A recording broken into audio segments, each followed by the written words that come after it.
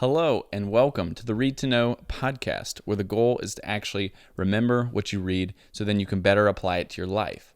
On this podcast, we go through a book one chapter at a time, and then we actually practice remembering what we've read. So if you want to follow along, we're currently working our way through Bob Goff's book, Dream Big. I'm Zach Brown, and my friend Chris Yarber is joining me to help discuss and break down this book. Also, if you're on Apple Podcasts, it would be huge if you left a rating and review for us. It would help out a ton.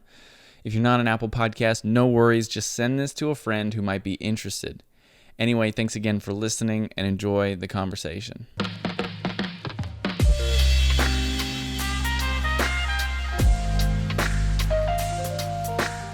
So, Zach, it's funny that, now that we've started a podcast, it's funny because we've listened to so many podcasts before we ever started one.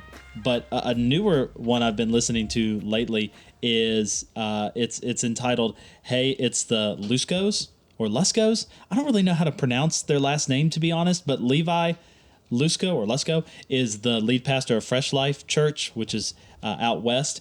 But he has this new podcast that I just mentioned, and he has an episode. I haven't listened to it yet. I want to, but he has an episode where he has a conversation with Bob Goff. And I think they have a conversation about Dream Big because in the description, they have a link to where you can buy the book. So Bob Goff is getting around. Right. People are talking to Bob Goff because that's not the only podcast that I've seen him on, but this is the one I've seen the latest on, and that's interesting because it's episode 10. They only have 11 episodes right now. It's him and his wife doing this podcast. But what's your favorite podcast? Yeah, actually, I've been listening to a few different podcasts here recently, partly because of us doing this podcast. It's kind of like if anyone has ever played an instrument before, and like before you played an instrument or before you played that instrument, you had no idea. You listened to music and you just heard it, and you're just like, oh, hey, that's a cool song. But then after you learn an instrument, then you go back and you listen to that same music and you're like, oh wow, I hear different things. I'm picking up on things that I didn't pick up before. Right. And that's kind of what starting a podcast, the same thing is true with podcasts, is because now I go through podcasts and I almost get distracted. And I stop focusing on the actual content, and we're more concerned about the audio quality, right, and what they're doing, how their voice sounds, and the structure and flow of the podcast. So you start noticing all those things and picking those out and analyzing them. So that's been kind of an interesting experience. I didn't think that I would have that kind of attention to the details when it came to podcasts. Yeah. But a couple that I've been enjoying recently. I've actually listened to a good bit of the Dream Big podcast by Bob Goff. Mm-hmm. So I listened to that one a lot leading up to starting this book. Right. Because I wanted to kind of get an idea of just him talking about the book and those kind of ideas outside of the book. So that's been good. I've also enjoyed, I've listened to this podcast for probably years now. But I really like the Building a Story Brand with Donald Miller. Which, spoiler alert, if you haven't read this chapter or... if you have read this chapter, Don, that he talks about in this book is Donald Miller. So yes. from Story Brand, he's written Building a Story Brand, Marketing Made Simple. He's the founder and CEO, I think, of Story Brand. Donald Miller, he has a great podcast as well. And then another favorite that I've liked for a while, too, is The Ground Up Show by Matt D'Avella.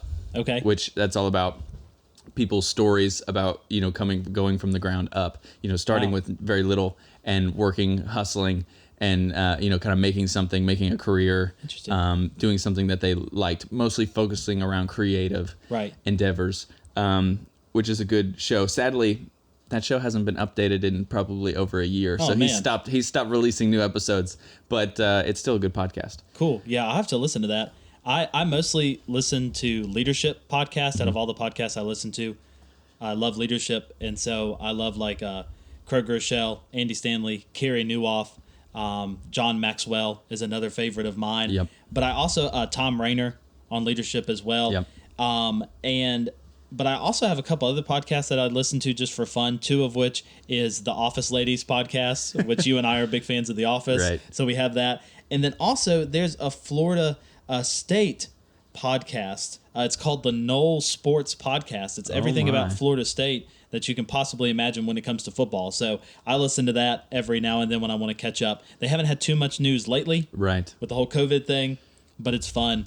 So yeah, I love podcasts, man. And Chris, speaking of our favorite podcasts, let's go ahead and hop in to the meat of ours. That's Not right. that ours is our favorite necessarily, but No. you know, it could be up there. Yeah, it's mine. I don't listen to it actually. I don't go back. I only listen to it if I'm curious about how it sounds. Yeah, but I haven't gone back and like listened because I really want to listen. Right. Yeah, I have not listened to a whole episode, but I do not like listening to my voice. I don't do that when I speak at all. So yeah, I'm good. Yep. But we're in chapter 12 called Finale. It's not the end of the book, but we're almost done with part 1 of this book. Mm-hmm. We'll be in part 2, like I think 1 or 2 chapters from now. But the subtitle here is Taking a Genuine Interest in Others' Ambitions so that you can unleash yours. Right. When I first read that subtitle, I kind of stopped there for a moment and I said, wait, that seems backwards. That seems so backwards that if you take a genuine interest in other people's ambitions, because it's others with an apostrophe, other people's ambitions, it can unleash yours. Before I read the chapter, of course, everybody's probably thinking how after they read that. And one thing that I thought about that he does mention in this chapter, which I thought was funny because I was thinking along these lines before even reading the chapter, was Jesus says some very similar things that we find in the Gospel of Matthew. We oftentimes call it the Beatitudes. And in that, he says a lot of different things that seem backwards. One famous line that Jesus says, if you want to be first, you have to be last. In other words, if you want to be exalted, you have to be willing to serve and consider yourself last, to be really, really humble. And that just seems really, really backwards to me. But it doesn't to Bob, as he says in this chapter with story after story after story, when he's taken time to be interested in other people's ambitions, it's really unlocked avenues and ways for his ambitions to be pushed forward. Right, yeah. I think I've mentioned this in other chapters that we've talked about, but a lot of these things, Bob is taking the kind of default, the mainstream idea or thought or, solution to a lot of these issues when talking about, having big goals or being really ambitious. And he's kind of flipping the narrative. He's flipping it on its head. And this chapter is no different because, again, when you think about, I kind of in like mainstream culture, mm-hmm. you think about, people, if you have big goals or if you have big ambitions, usually the first things that you hear is hustle, grind it out, right. Lock yourself in your room for 12 hours a day and don't come out, nonstop work, don't sleep, you know what I mean? And just kind of focus on you and what you're doing. But Bob is literally saying the opposite here. And that's, again, what is so counterculture in a sense about this chapter and so far about this book. Right. Yeah. And he lays this out really well with an illustration of a friend he has named Don, who you knew that was Donald Miller, as you said at the beginning. I did not know it was Donald Miller. I know Donald Miller. I've listened to Building a Better Story brand. I love Donald Miller. But I didn't know that's who it was. And Bob didn't know who he was when he first met him, mm-hmm. but he found out he was a New York Times best-selling author. And at that time, Bob had not written Love Does, but he was thinking about it. And what he did was he took a genuine interest in Don Miller, who then, because he took a genuine interest in him, he opened up the path and really helped him write his book, Love Does, which is also where we get this chapter finale here, because Bob would send him chapter after chapter after chapter, and when he thought it was good enough to publish, Don Miller would send him back one word, and that was finale. Mm-hmm. And so just a great illustration of that. And I told you before the podcast, before we started recording, that I thought of someone as I was reading this book, which is interestingly enough is your dad, because for those who are listening or watching, your dad is my boss, and that's how we know one another. And so I work here at Cornerstone Church in Americus, Georgia, and he's the lead pastor here, and I'm his assistant. And I only got this job really, I think, because of an internship that I had. And there wasn't a position open until after doing 2 internships. And I did it innocently because I hadn't recognized or read about this principle yet. But after taking a genuine interest in your dad because of how much I looked up to him and respected him. It really opened up the way for me to get this job, which being a pastor was an ambition of mine. I have other ambitions as well that I think are going to open up because in that sense, I innocently took genuine interest in him when I hadn't heard of this principle yet. And so now that we've heard this principle, I think that we have more of a responsibility to be genuine towards other people and see how that unlocks our ambitions. Right. Yeah. That's a good story. And I think that principle plays out, all the time in our lives in maybe subtle ways that, we may not be aware of if we're not looking for it, Right. But it's true. I mean, I can think of multiple times myself where either I took an interest in someone else's ideas and passions, and we saw fruit from that, not just for them, but also for me. And then there were other times where other people were interested in what I was doing and what I had going on, and we both benefited from that as well. Right. The interesting thing about this story, though, a kind of little anecdotal thing that I wanted to mention about this story between Bob and Don, is that Bob Goff doesn't mention it in this chapter, but they both helped each other out in probably many ways. Okay. But I know this from reading Donald Miller's book. I think it was in A Million Miles in 1,000 Years, which is a good book. So if anyone is interested in reading that, I would highly suggest reading some of Donald Miller's stuff. That's a great book. Going into what he was talking about, I think this was in this book. I may be wrong because it's been a while since I've read it. Right. But Don will talk about this in his books and stuff, that that for a long time he struggled with relationships. Mm-hmm. He struggled having solid, good relationships. Every relationship that he had didn't end well, and he was kind of older to the point where most of his friends were probably already married, and he was single. Mm-hmm. He's talking to Bob Goff, and Bob is on the phone with him, and he just goes, Don is talking about probably his last breakup or something, and just or being just bummed, and Bob says to him, "You're good at relationships, Don," and he says it just like that, and Don's like, "What are you talking about, dude?" You know what I mean? I'm telling you, I'm terrible at relationships. And every time they would talk on the phone for the next, I don't know how long, he would just talking. And every time Bob would say, "You're good at relationships, Don." And he just kept saying it over and over to the point where Don was like, "I'm good at relationships. I am." And then, within probably months, he met a lady who he's now married to, and they've been married for a few years now. So it's funny, he doesn't mention that in this chapter, but I think the point of bringing that up is that you can be interested in someone else's dreams and ambitions. That same person can also be interested in your dreams and ambitions, right? And there can be a great compatibility and a great relationship there where you both benefit from each other's interest in each other. That's right. You know what I mean? It's not just a one-way street, but it can be a two-way street with an individual, right? Which can have, I think, profound effects for both people. Yeah, I'm glad you brought up that story, because although he doesn't say that here, it gives light to the two-sidedness, the two-way street that really that relationship was. I don't know of a better person you would want to talk to about relationships than talk on the phone with Bob Goff about that. But by him taking interest in him, I'm sure an ambition of Don's was to, even while he was in those bad or those relationships ended badly, I'm sure an ambition of his was to get into a good relationship, to find someone maybe that he could spend the rest of his life with. And Bob took interest in that, and that opened the way for him.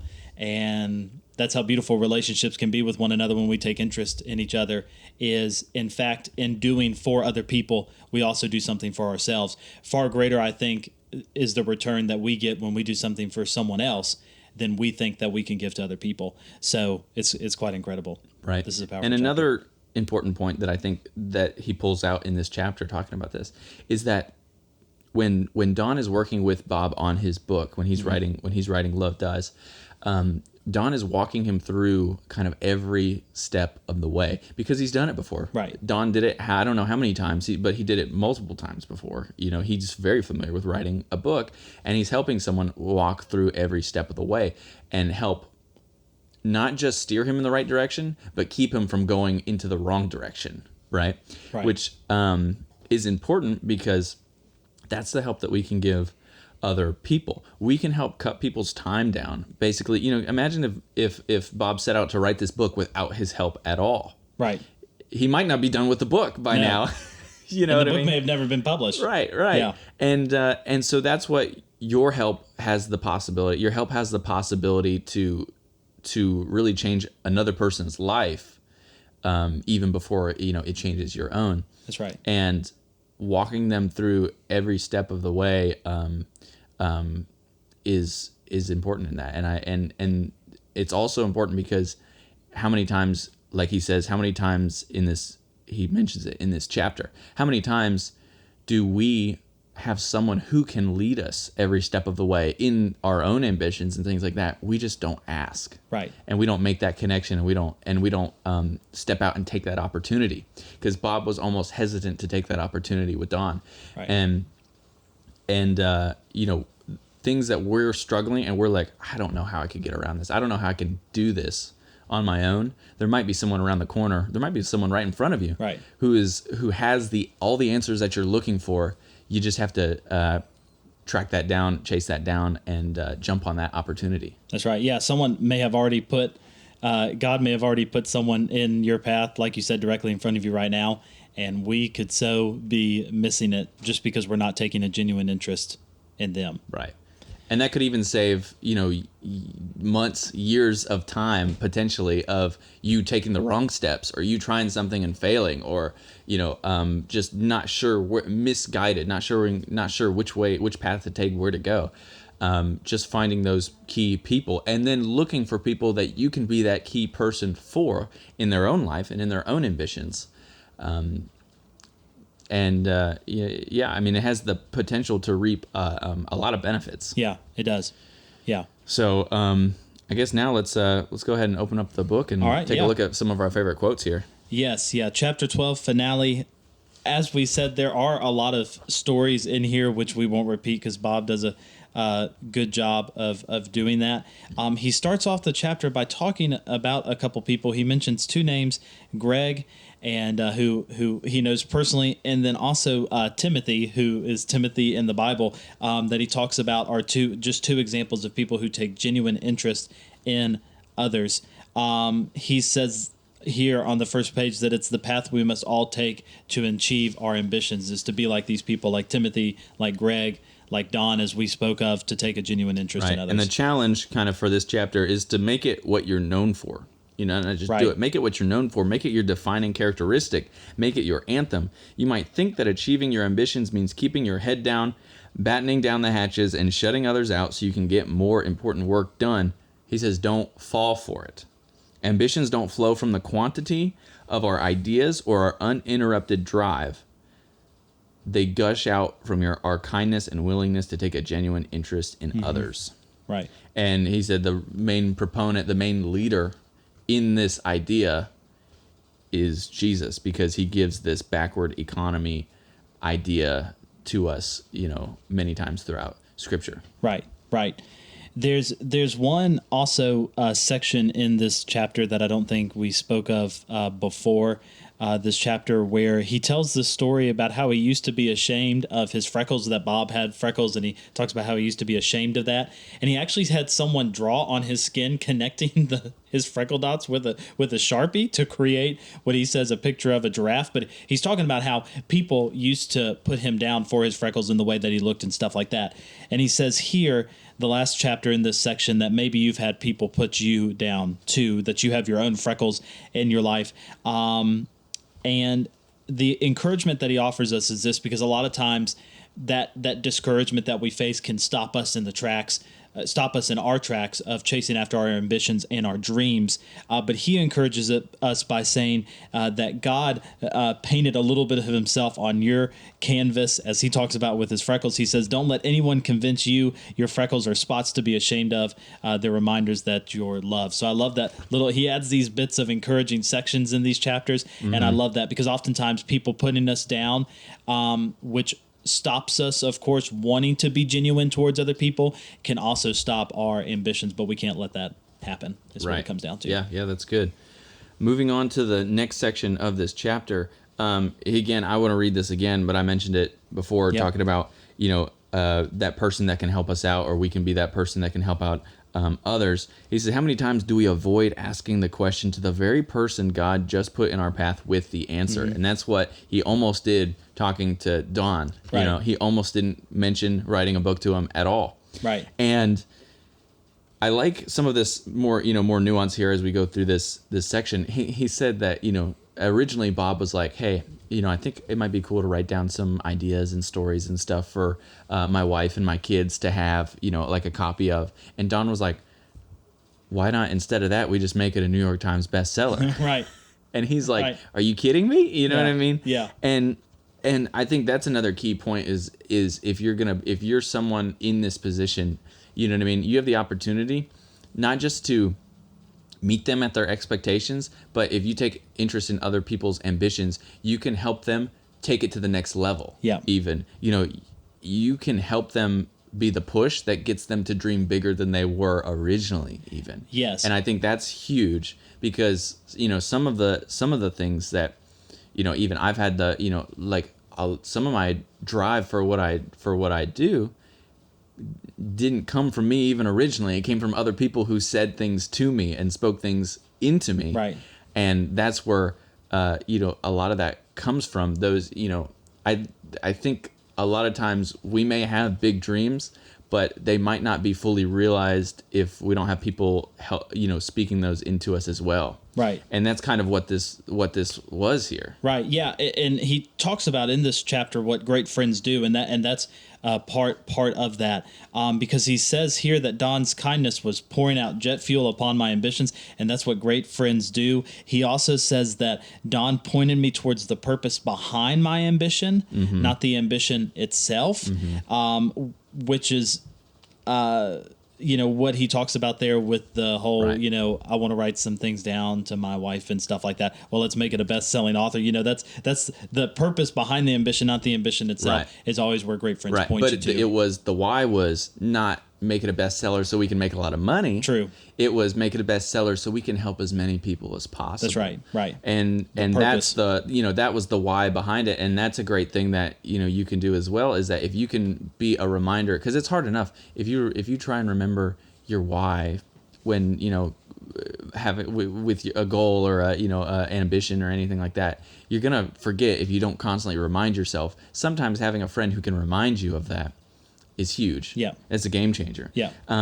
What's funny, also another point from this kind of story is that also another thing is that Don was not afraid to be honest with Bob. He was honest, and he says, Bob, writing this book is going to be the loneliest, hardest thing you'll ever do. So he didn't shy away from the bad. You know what I mean? He didn't try and sugarcoat it for him. He was real and said, this is going to be tough, but it's going to be worth it in the end. Right. Yeah. And I'm going to help you through it. Right. Yeah, we really, he says in here that we need to surround ourselves with a Don or with two or with three, really get as many people around you that kind of fit these characteristics, that they're kind, but they're also honest. They're not going to necessarily point you towards an ambition itself, but they're always going to remind you of that purpose, and they're going to feed that. And you'll find friends and connect with people like that when you take genuine interest in them. So it really is a beautiful thing when you can find friends and connect in this way. Right. And he says, without Don, he wouldn't be have written that book, and he wouldn't have written the book that we're reading right now.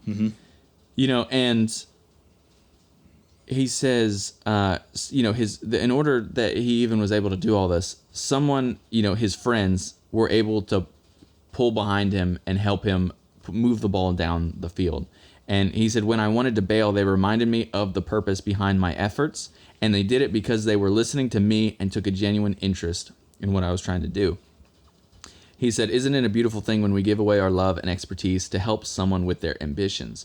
No one, absolutely no one, goes from daydreaming about their ambition to living out the dream without others getting into the mix. You can't do it alone. No, you can't. And helping other people is going to help you with yours. Right. And so it's that back and forth balance. And also, I think another thing he's saying with this is that the thing that you may be good at and you have natural skill, talent, and ability in is the thing that person is lacking in their ambition, and being able to help supplement that for them is what they need. The same thing with you. You know what I mean? There's something that in your ambition that you might not be completely skilled or qualified to do, but it's a part of what you want to do. Right. And having people who can come beside you and help you in your weak areas is huge, just as huge as it is for you to help someone else in their weak areas. Right. Because everyone has strengths and weaknesses, and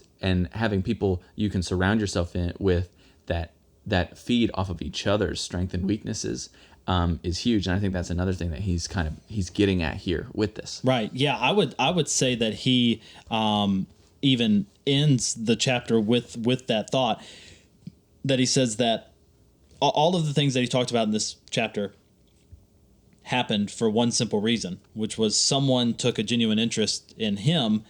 And then he says this, in other words, is what you were just saying, is that it's a power we equally possess if we all decide to access it.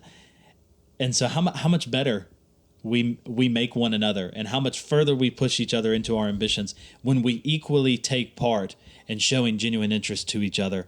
How much we grow from that, not only us, but other people as well. It really can be a beautiful thing, and all of us possess an equal play and part in this, because in areas that you lack other people, you can also benefit other people in areas that they lack, and vice versa, as you said. So it's really a beautiful thing. Right. Yeah, exactly. Yeah. We can all work together as a team. And if you're interested in other people's ambitions, someone else will be interested in yours as well. That's right. And yeah, that's a great chapter. Yeah. Tomorrow is chapter 13. Comparison is a punk. And that's the last chapter in part 1. Mm-hmm. Yeah. Last chapter in part 1. We can tie our hearts together without tying our shoelaces together, is the subtitle. Yeah. And yeah, so I'm interested. Yeah, it's going to be a good one. Yeah. And closing the podcast today, we want to know, what was your thoughts with this chapter finale? If you have specific thoughts that you want to share with us, feel free. Yeah, please reach out to us on social media at readtoknowpod. Give us an email at readtoknowpod@gmail.com. Let us know what you thought of this chapter. If you had any thoughts, right, and you things to add to the conversation, right, and you can let us know how your thoughts on the entire podcast itself. We would love to hear week by week from people who are reading the chapters with us. And but we would also love to receive a rating and a review from you on Apple Podcasts. Would be huge for us, because it helps send this podcast to other people so that more people can see it and access this content. Right. So we would love to see those ratings and those reviews. You can even take a screenshot of that or copy and paste and send it to us at that Gmail, readtoknowpod@gmail.com. Yep. And we'd love to take a look at that and read that. Write us a review, send it to us, readtoknowpod@gmail.com, and we will read it, whether it's good or bad. We will read it on the podcast. And we will thank you for it. Yes. Thank you for a bad review. Or a good one. Even better. Preferably a good one. A good one. But let's try and stick with good ones. Yeah. That'll push it to more people if you leave a good one, I think. That's right. I'm just ready for someone to email us or comment on social media and say, we love sparkling waters.